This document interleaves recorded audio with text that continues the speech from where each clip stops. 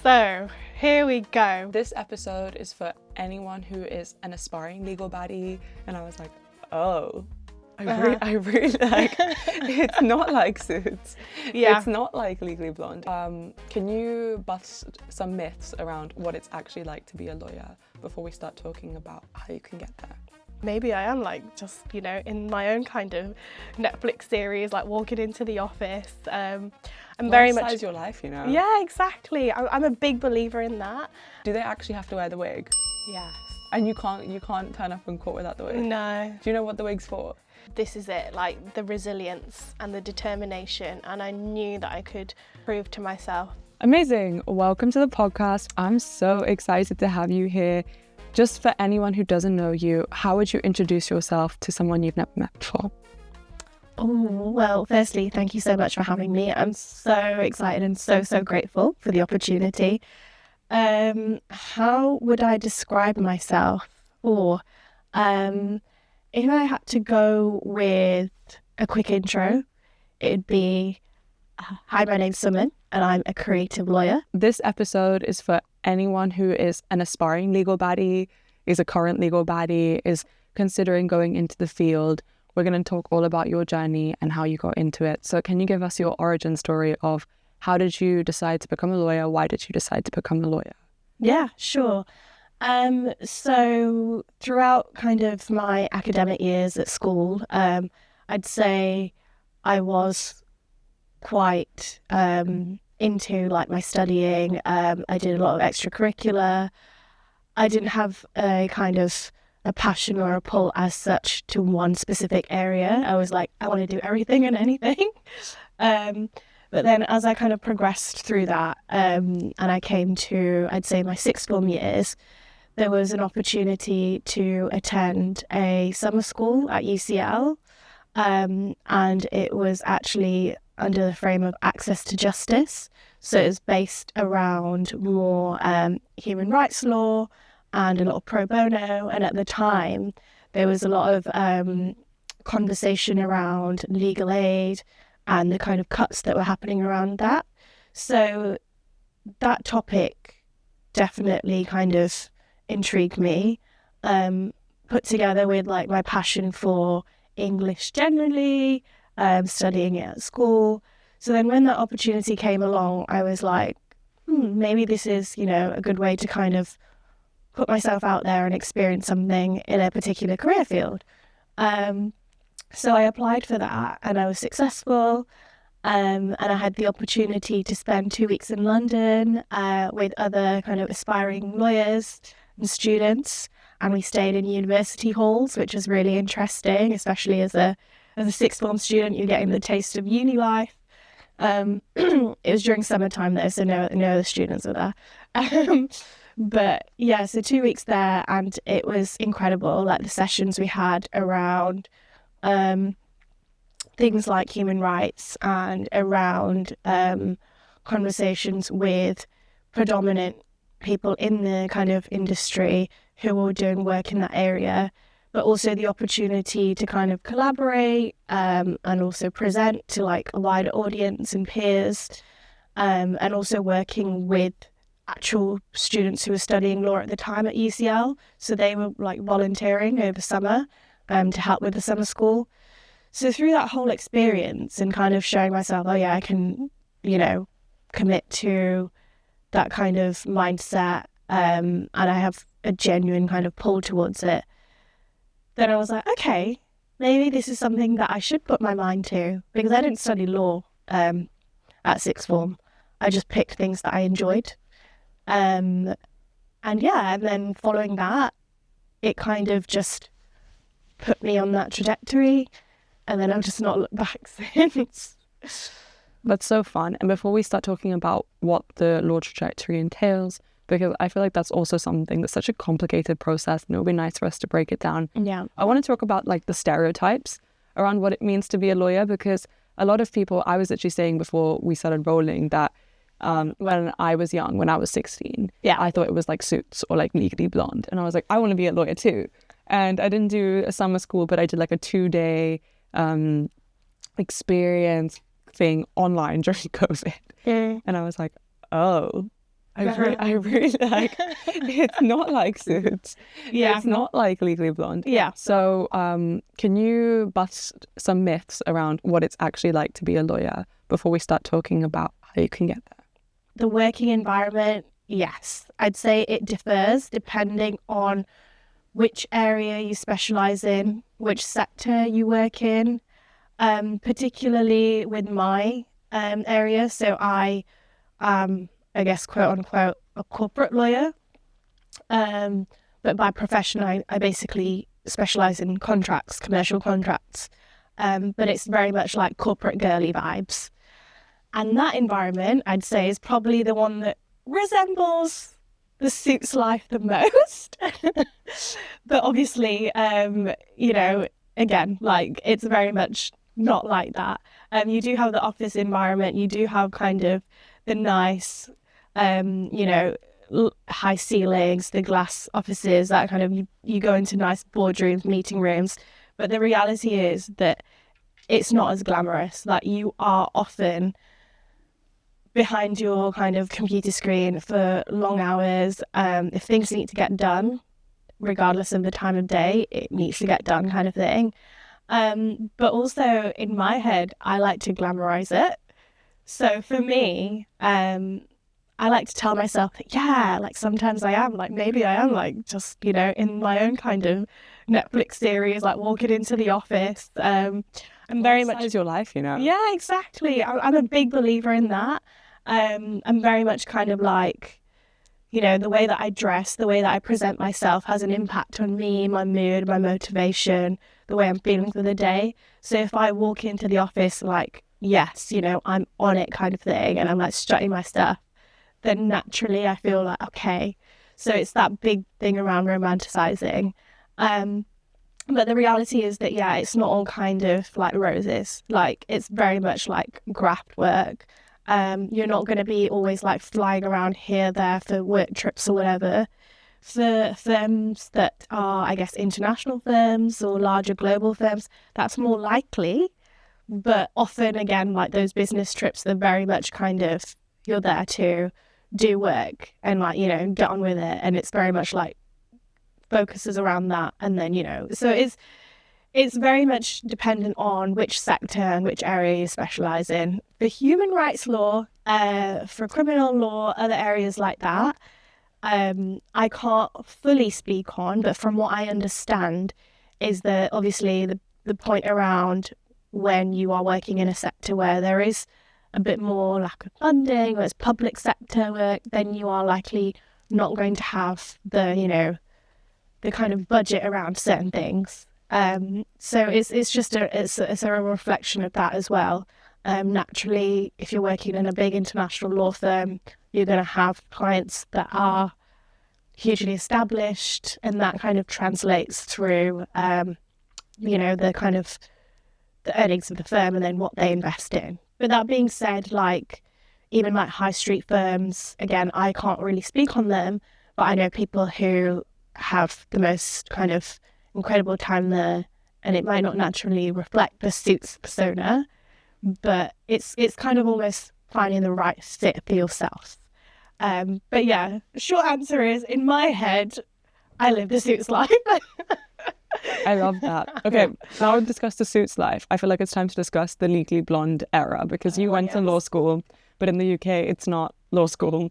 It's a whole different path. So can you break it down? Because there are probably going to be people listening that are considering going down that journey. So what do you actually have to do to become a lawyer, and what is that journey like? First things first, I think it's really important to clarify that the term lawyer, especially in the UK, it covers the profession of being a solicitor versus being a barrister. So I, by profession and qualification, I'm a solicitor. And that essentially means, in the easiest kind of more like layman's terms way to explain it, is that I essentially do kind of more contractual paperwork, advising people, you know, more like interaction with the actual company entity or person or claimant or whatever. They have direct interaction with you, and you're doing a lot more of like the contractual side of things. The more, even in disputes and things like that, it's very much what needs to be done from like a paperwork side of things. Whereas with barristers, they can also be instructed directly, but they tend to sometimes be instructed through a solicitor firm or directly through a client. But they're the ones that essentially wear the grey wig and go into court. So they also deal with like paperwork and things like that. There's no escaping from that ever, and like the preparation and the bundling. But they have the direct entry into court to essentially represent their client. But they can also advise. So they're the two kind of separate professions, and there are separate routes to that. So with becoming a barrister, you have to essentially do a law degree. You can go to bar school and then do a pupillage. I'll probably speak about the solicitor side of things because that's what I've experienced. So for me, I did a law degree, but you don't have to do a law degree. You could do any kind of academic degree and then do a law conversion, which is usually 1 year, and that's called the GDL. But I wanted to study law and the theory behind it. So I did that for 3 years. And then following that, I had to do something called a legal practice course, which is essentially, I'd say, a more practical kind of basis of learning rather than a theoretical law degree. So very much based around things like advocacy, what you might actually experience in an actual law firm, things around like professional standards, even accounts, like solicitors have to deal with accounts. There's no escaping numbers. So things like that. And then if you are fortunate enough, because it's extremely tough, and I really, really empathise with the people out there who are trying to secure training contracts, but essentially securing a training contract, which is 2 years at a law firm, and you do 6-month rotations, 4 6-month rotations, and then by the end of it, you're a qualified solicitor. But at the moment, there's been changes. So the actual way to kind of qualify has now been overtaken by something called a solicitor's qualifying exam, which is not something that I've done. But from what I've heard, that it is, it's quite demanding. The whole reason for introducing that new way of kind of the route into law was because they wanted to make it more accessible. And also from a funding perspective, because it's basically the fees are quite vast. But obviously there's going to be teething issues with anything that's been introduced in a first instance. But the whole point around it was so that if you're someone who has worked in the legal career as a paralegal or any other kind of role, that you can hopefully utilise that experience to count towards your qualification. Whereas with the older route, it was very much, doesn't matter. You could have been working in a legal team for 10 years as a paralegal, but you'll still have to do those kind of starting from scratch, doing your 2 years, training contract kind of thing. Now they're trying to kind of make it a bit more accessible. But again, I don't have full oversight of it, but from what I've heard, that it's still quite demanding and difficult, and law firms are getting used to that new kind of route as well. So we'll have to see how it goes, really. That's so interesting. Thank you so much. I feel like that's really helpful to know different ways of getting there, because again, a lot of the media that we see around becoming a lawyer is very like Hollywood, US focused, and it's also like not true. Like my understanding of how you become a lawyer is like L words, and then you do the bar exam, and then like I don't know. Before we start talking about what it's like to get a training contract, I want to have a quick question about barristers and the wigs. Do they actually have to wear the wig? Yes. And you can't turn up in court without the wig. No. Do you know what the wig's for? Do you know what? Like, I was having this conversation with someone, and I think it's literally just like tradition. Like, I know it's a requirement, but right now, like in this day and age, does it have any sort of kind of significance or like, no, it's literally just a precedent that's been set. But it's a bit odd because, like, obviously male, female, you know, regardless of like your race, gender, whatever, you just have to wear this very wig. And how soon along your law journey do you have to decide whether you want to become a solicitor or barrister? Is that a decision you make when you're studying at university or when you do a law conversion, if you are doing that? Or is it prior to taking the exam that you mentioned? Like, at what point does one need to decide, and what prompted you to become a solicitor? So I'd say that there's no kind of requirement or that, oh, you need to have figured it all out, because quite honestly, I don't have it all figured out. If I'm speaking from like a, you know, a higher philosophical, this is life level, in practical sense, and because of how competitive it is and how scarce the positions are, like every year in terms of intakes, I'd say that you need to start thinking about it ideally when you are at uni, because there's people out there that are applying, like, you know, they're on it, and law firms, some of them are recruiting like 3-4 years in advance. So like, say if I was at uni and I applied now, and it's 2025, I'd probably be applying for, I don't know, to start in 2028, something like that, you know? So, and that's, I'm talking in the context of like the big international law firms, kind of like the big names. With high street firms, they have obviously a bit more kind of discretion based on what they require and, you know, how many solicitors they need and how much they're willing to take on. So they might be recruiting just a year in advance, but then they have very, very limited positions, like maybe 1 or 2 a year. So I'd say from that aspect, it's better to kind of have it at least, if not figured out, just know that you're going to give this a shot. At that point, start thinking about it for sure. But realistically, even though I'm a qualified solicitor now, there's nothing stopping me from becoming a barrister. So I can, it just means that going back to school essentially, you know, and doing all the kind of qualifications.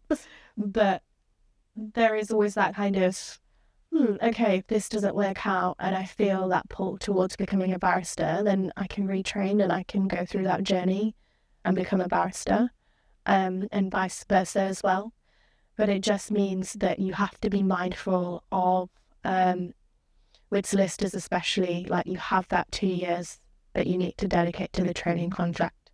So if time kind of is not like a priority, or you're kind of very much like, I just want to follow my passions and make sure that I'm making the right decision for the long term, then take your time for sure.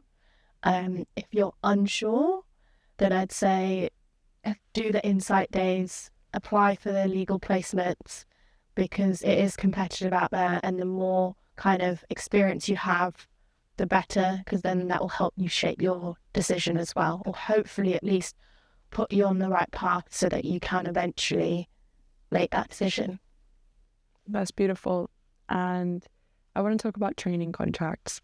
So they sound like a nightmare, I'm not gonna lie, for what I've heard through the grapevine, to get, to do, and it sounds like kind of like once you finish them, it's like the light at the end of the tunnel, you know. So what was your experience with your training contract? How did you get it? Like, do you have any tips for people that are applying and looking for one? This is like the big juicy question, because I feel like when you don't have a training contract, this is all you kind of think about day and night, day in, day out, because that's all you're kind of focused on. And I'd say to an extent, it's true in the sense that, yes, they are very difficult to secure. The training contract itself, I thoroughly enjoyed mine, but we'll come back to that.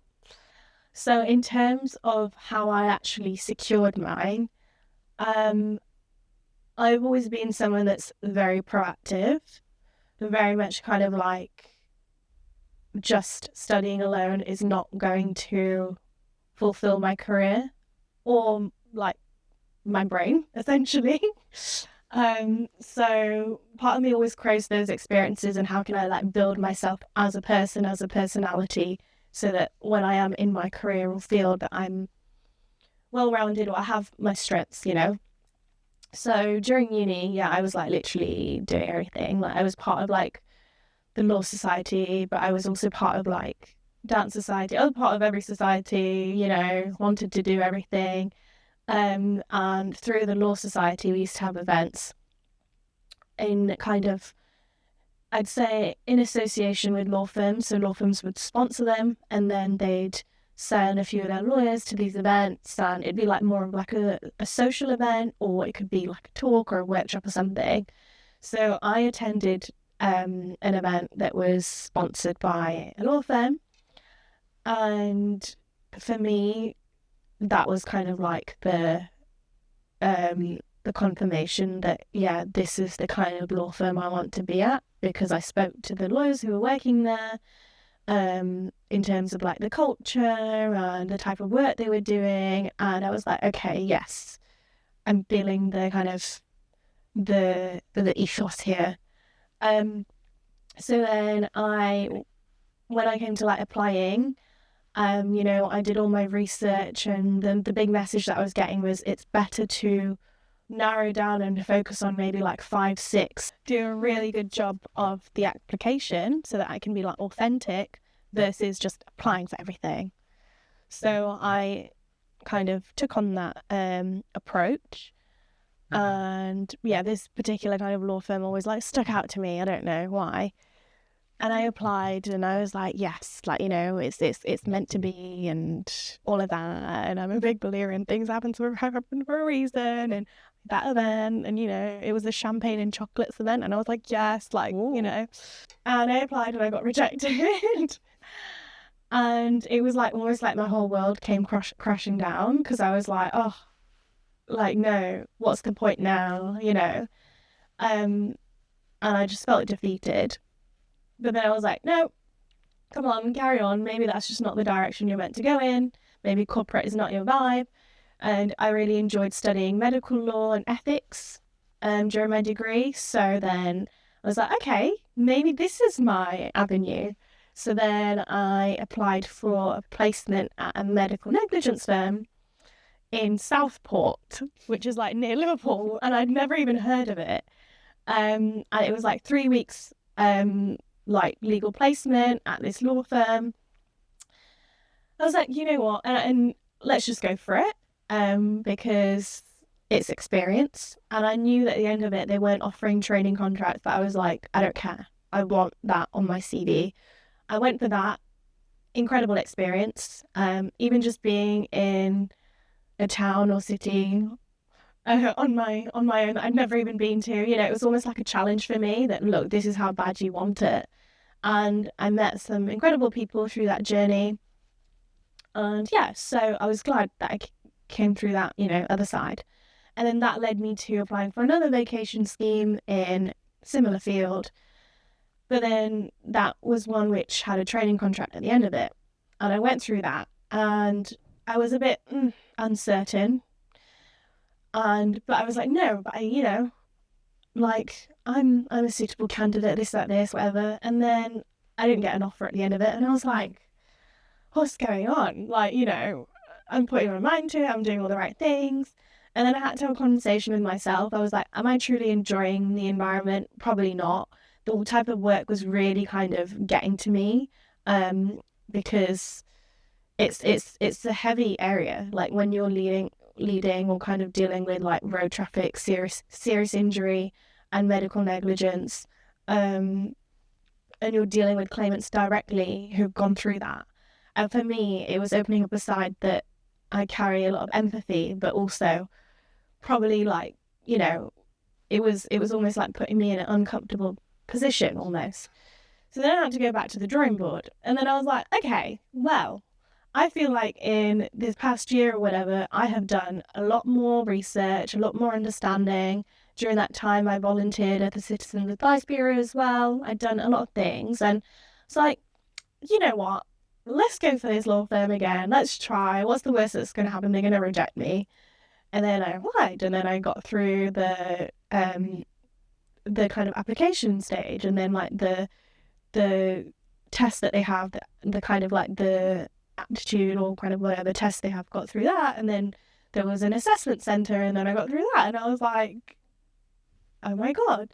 And then after like through the interview, I still remember till this day, like getting the call on the same day as I'd like completed the interview in the evening, and a call from the partner, and I was at home and I just like burst into tears, because it was almost like, you know, this is it, like the resilience and the determination, and I knew that I could prove to myself.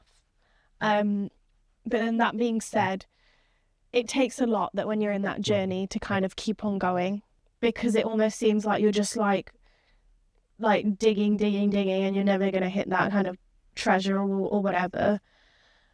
So like my biggest kind of, I'd say, piece of advice, and also ask to people who are genuinely wanting to commit to this career, is that please just focus on yourself. Don't look around and keep at it. And the right opportunity will come. And if you're willing to kind of invest in that, you know, keep at it. But in terms of like the training contract process, so I actually started mine whilst COVID was going on, like lockdown. And prior to my training contract, I had a year's gap. So I'd finished my master's and LPC, and I was going to start my training contract, and I had a year to fill, during which then I got a role in-house, being essentially a paralegal role. So prior to kind of COVID and lockdown, I'd got some office experience. So when I did start my training contract, I was like, oh my gosh, I am so grateful that I did that, because had I not, I don't know how I would have managed, because it's a completely different environment. If you've not been in a professional environment like that before, even things like, how do I send this email, like word it properly, like email etiquette. ChatGPT. Yeah, literally. I didn't have that at that time. So I kind of had familiarity with office rapport and working in that kind of legal environment, but I felt for those who hadn't. But I was just like, you know what, this is it. Like, I have to just get my head down, and this is what I've been literally dreaming on and praying for. You just got to go. You got to grind. And I was like, I don't even know if they're going to like, if there's going to be a job for me at the end of this, but I need to just focus on getting that qualification, and then we'll see what happens. So then eventually, I think maybe 6 months to a year, that's when we kind of did the back to office. So I was spending some time in the office. And then eventually things started, you know, returning back to kind of slight normality, through which I guess I could have the more wider, broader experience of a training contract, because these things, they're not tailored to do online. Like, you know, there's certain things that you need to kind of fulfill and tick off skills wise, and you have like mid-seat and end of seat reviews, and you need to be able to kind of take in all those experiences, learning, but also prove to the firm that, you know, I am a capable or suitable candidate to be like in a permanent position at the end of this. It almost feels like a 2-year job interview. It really does. So then I'd say that in terms of the actual training contract and the time that you spend in the teams, and to an extent you can put in your preference, If you're in a kind of a big international law firm, they have different teams. And so I put in my preferences and I got a couple of them. But I just kept an open mind. I wasn't like, oh, I want to be a real estate lawyer, or I want to be an M&A lawyer. I was just like, let's just go with it. So I think that really helped me. And I just took on every opportunity. I got involved with the wider stuff as well across the firm, because that's what kept me going, especially the pro bono stuff. That was really important to me and what I stood for as a lawyer. And I was like, just take it all in. But I can understand why you might have met people who say, oh, it's probably the worst experience too, because you're trying to almost like navigate into environments that you're not familiar with. You spend 6 months in a team, move on to the next. So it's like, it takes you 3 months to settle in, and then you're settled, and then you're like, oh, okay, well, I'm going to be moving on to the next team, and it really is kind of one of those where you're kind of looking around at other trainees and thinking, oh, am I doing as well as them? Am I proving myself, or am I, there's a lot of that imposter syndrome that you carry. So then to be doing all of that, and then also focus on ensuring that you're putting your best foot forward, fulfilling your work hours and like what's expected of you, but then also ensuring that, okay, I'm doing this wider stuff. It's a lot, but for me personally, and going into that qualification route after the 2 years, it's funny because it's almost like you're going like this, and then once you qualify, it's like the biggest relief and the gratitude and like a feeling of euphoria. But then no one ever talks about that when you're a newly qualified solicitor, because you're so used to that, like I'm working towards this.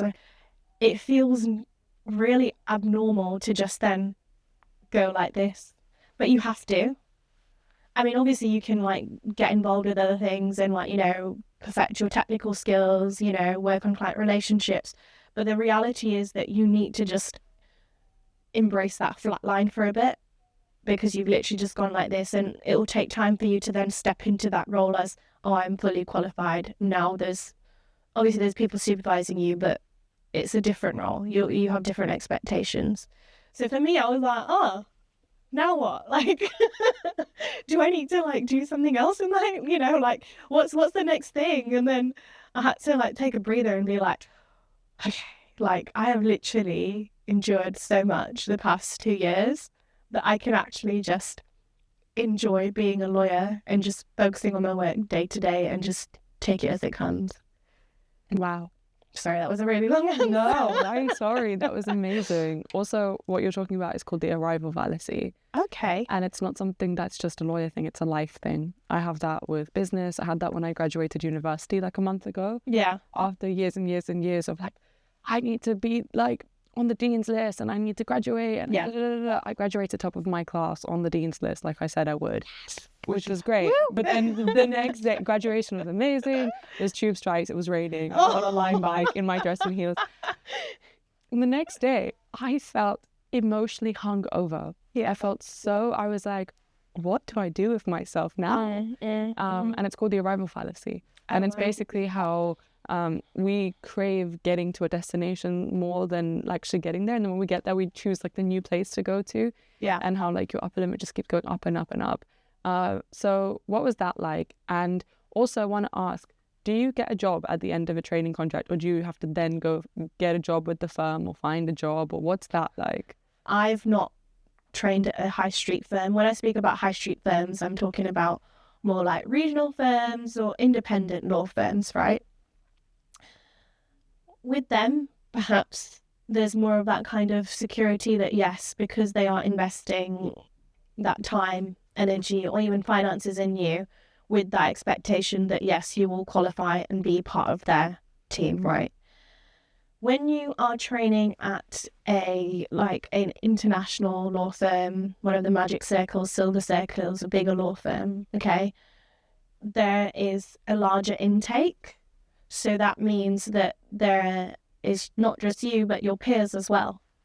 And they are essentially wanting to retain talent. That is their aim, because they have invested that kind of time, and again, finance is here. But the reality is they only have a certain amount of positions open and it could be based on various things. Anything from how profitable the firm is that year versus what teams need what resource. So there's no kind of like, oh, this is the secret answer. There really isn't. It just depends. Can you tell us a little bit about your experience with the specific departments that you worked on in your training contract, and then what did you do? Like, did you continue on with the firm, or did you have to go do more job interviews? Yeah, so with me, I very much did, I did what I was given, but no, I did have some kind of steer in it, because like I said, that, you can put forward a preference, but they have to obviously be mindful of what teams require and, who goes where kind of thing. So for me, like my first rotation, I was like happy with anything, and I got put in the projects team, which is essentially contracts relating to public sector work, anything from kind of doing contracts for roads, highways, to like wind farms, to like solar panels and energy grids. But at the end of the day, it was contracts.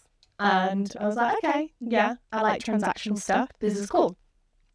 Then my second rotation was in real estate, commercial real estate.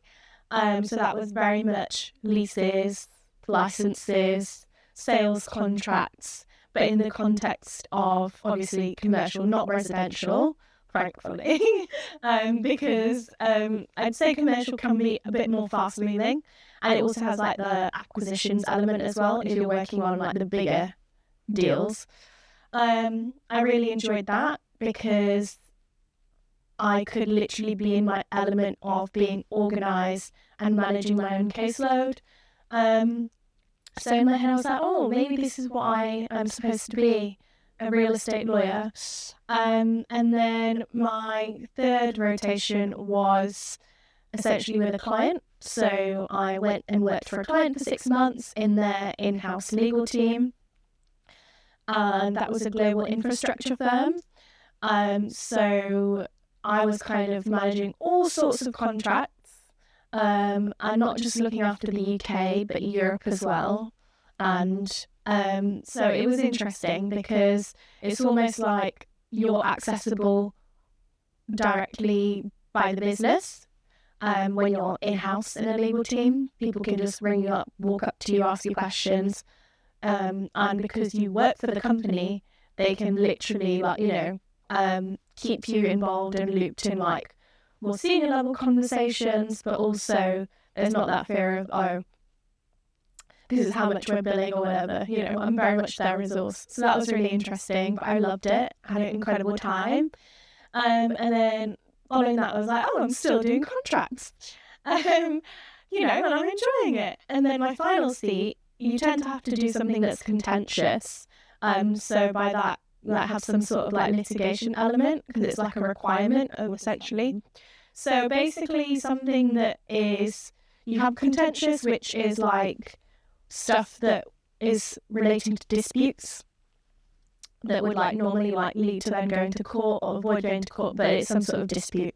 And then you have non-contentious work, which is more like contracts and transactional stuff. So up until then, I'd only done like the non-contentious stuff.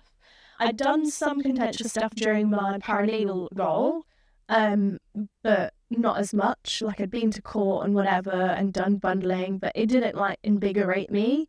I just found it really like kind of quite stressful. Knowing that, you're preparing this bundle and it's going to go in front of the judge and he might flick through it for 2 minutes, or he might really be like, why is this page number this? Why is that? Because you have certain rules that you have to abide by up until the point of even like the positioning of the page number has to be like correct or visible. So it's very much kind of like attention to detail. But then if you're working in an environment where you have to create a bundle in like time pressure, so it's a different kind of pressure. So up until then I'd not done anything contentious as such during my training contract. So then I asked to do intellectual property, which is essentially IP rights, you know, anything from like copyright, royalties, trademarks, branding, all of that interesting stuff. But with IP, you have the contentious side as well, which is like, you know, if someone is infringing your trademark and then you want to take them to court about it, or you have some sort of dispute. So it has both elements. So I was like, okay, this is something that I want to do because it incorporates both of the things. And I'll still be doing the transactional side of things. And so I really enjoyed that. And then following that, I think it was like evident to me that, yeah, I am just a contracts lawyer. I don't want anything to do with like disputes or whatever in my head, because I have an entrepreneurial kind of background with the way that my family is, and I've always been very much that kind of business oriented. So I like to see it as like, whether I'm drafting like a terms and conditions for a website or a contract for a larger project or anything, I'm bringing entities together, even if it's like in a customer and supplier kind of context where there can be some friction sometimes because you both want the best end of the deal. But at the end of the day, you meet, right? You do like the handshake. So in my head, I'm like, yes, I'm kind of creating something.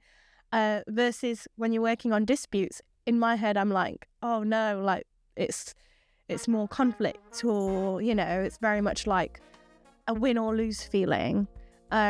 So that's why I felt like that was more aligned with the type of person I am and what I enjoy as well. That's so powerful, and I find it so inspiring what you said. I think you're going to help so many people through this conversation, not just the aspiring legal baddies, like I said, but also the creative people who have different passions, showing that like people are multidimensional and you can have all these different elements to you.